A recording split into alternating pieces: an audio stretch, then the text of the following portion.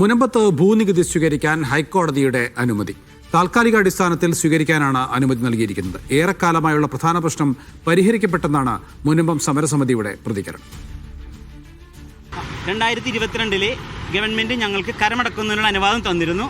ആ അനുവാദം നാസർ മേനലും അബ്ദുൽ സലാം വഖഫ് സംരക്ഷണ വേദി കോടതിയിൽ കേസ് കൊടുത്തതിൻ്റെ പേരിൽ അത് പെൻഡിങ്ങിലായിരുന്നു. ആദ്യം ഞങ്ങൾക്ക് ടി ആർ രവി ജഡ്ജി സാറിൻ്റെ ബെഞ്ച് ഞങ്ങളുടെ എല്ലാ റവന്യൂ അവകാശങ്ങളും സ്ഥാപിച്ച് തന്നിരുന്നു. പക്ഷേ അതിനെതിരെ ഹൈക്കോടതി ഡിവിഷൻ ബെഞ്ച് സ്റ്റേ വന്നതിൻ്റെ പേരിലാണ് അത് പെൻഡിങ്ങിൽ കിടന്നിരുന്നത്. ഇപ്പോൾ ട്രിബ്യൂണലിലും കേസുണ്ട്, സുപ്രീം കോടതിയിലും കേസ് അവർ ഫയൽ ചെയ്തിട്ടുണ്ട്. ആ വിധി വരുന്നതുവരെ ഗവൺമെൻറ്റിന് റവന്യൂ അവകാശങ്ങൾ, കരമടക്കമുള്ള റവന്യൂ അവകാശങ്ങൾ സ്ഥാപിച്ച് കൊടുക്കുന്നതിനുള്ള അനുവാദം കോടതി കൊടുത്തു കഴിഞ്ഞു. അപ്പോൾ ഇനിയിപ്പോൾ ഞങ്ങൾക്ക് സമരം വേണോ വേണ്ടോ എന്നുള്ളത് കോർ കമ്മിറ്റി കൂടിയിട്ട് ഞങ്ങൾ ഇന്നും നാളെയുമായിട്ട് അത് പ്രഖ്യാപിക്കും. അഹമ്മദ് മുസ്തഫയാണ് വിവരങ്ങൾ നൽകാനുള്ളത്. മുസ്തഫ, മുനമ്പം നിവാസികൾക്ക് സന്തോഷം നൽകുന്ന വിധി തന്നെയല്ലേ വന്നിരിക്കുന്നത്?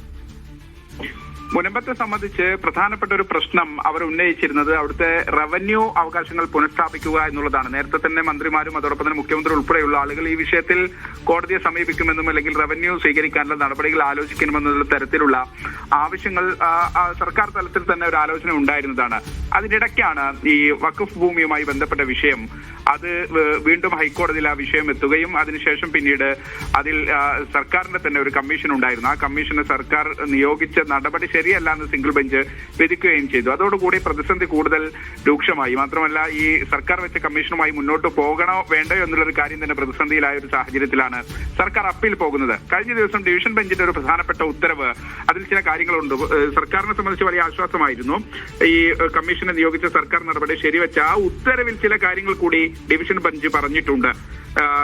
മുനമ്പത്തേത് വഖഫ് ഭൂമിയല്ല, പകരം ഫറൂഖ് കോളേജിന് ഭൂമി ദാനമായി നൽകിയത് എന്നതുൾപ്പെടെയാണ് അന്ന് ഡിവിഷൻ ബെഞ്ചിന്റെ ഉത്തരവിലുള്ളത്. അങ്ങനെ ആ ഉത്തരവ് വന്ന ശേഷമാണ് ഇവർ വീണ്ടും ഹൈക്കോടതിയെ, മുനമ്പത്തെ ഈ ഭൂമിയുടെ കൈവശക്കാരായ ഉടമകളായ അവിടുത്തെ താമസക്കാരായ ആളുകൾ വീണ്ടും ഹൈക്കോടതിയെ സമീപിക്കുന്നത്.